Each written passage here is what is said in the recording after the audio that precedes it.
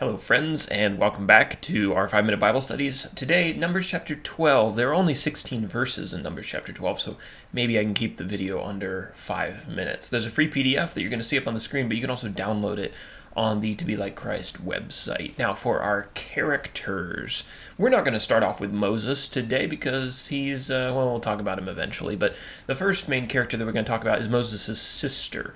Moses' sister and Aaron's sister. Her name was Miriam.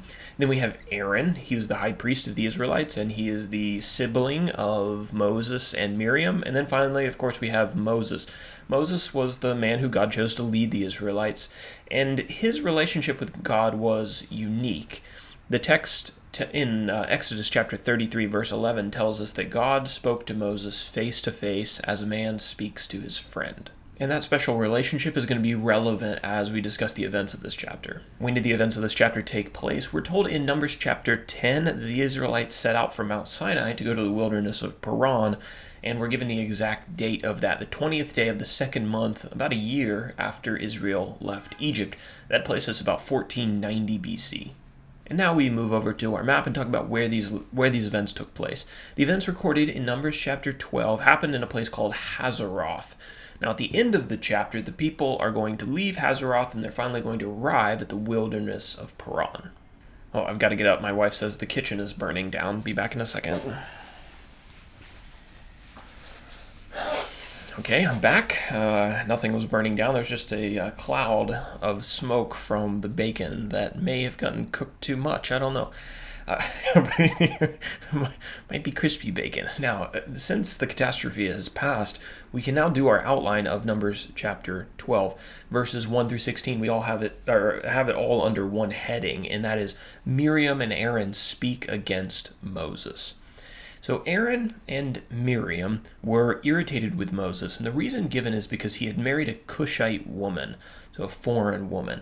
But verse 2 reveals that that might not have been the true nature of their real frustration with Moses, but rather that they were frustrated with the fact that Moses had a special relationship with God, and God had given him authority over all of the Israelites, including them. They said, quote, "Has the Lord indeed spoken only through Moses? Has he not spoken through us all?" So they complained about Moses, even though the text describes Moses as being a very meek man, so he wasn't like lording his authority over anybody.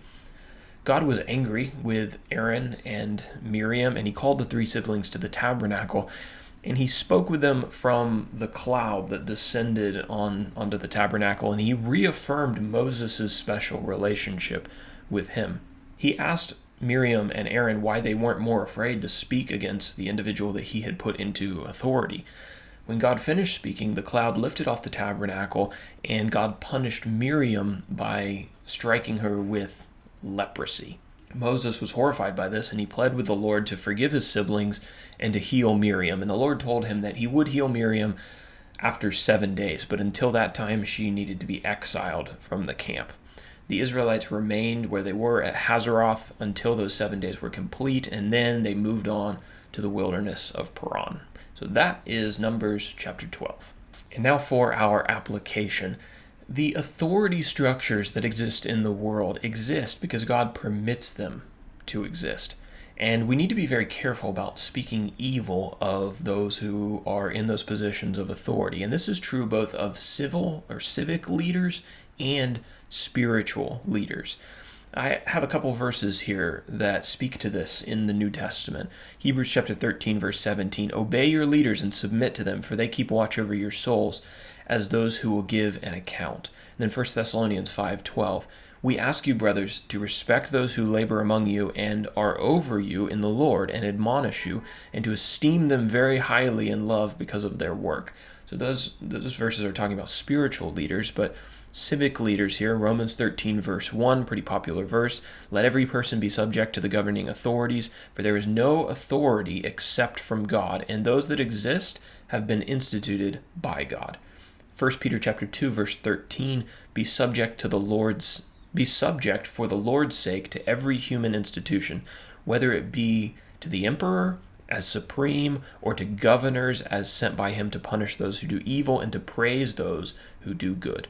So we should be very careful before we rebel against or speak evil against those who are in positions of authority. I know that that can be difficult. I know it can be trendy to do it. You can get a lot of views on YouTube by doing it, right? But we need to be very cautious because God has his hand in all of the structures that are present in the world today. And the people who are in those positions are there because God permits it to happen. So be careful.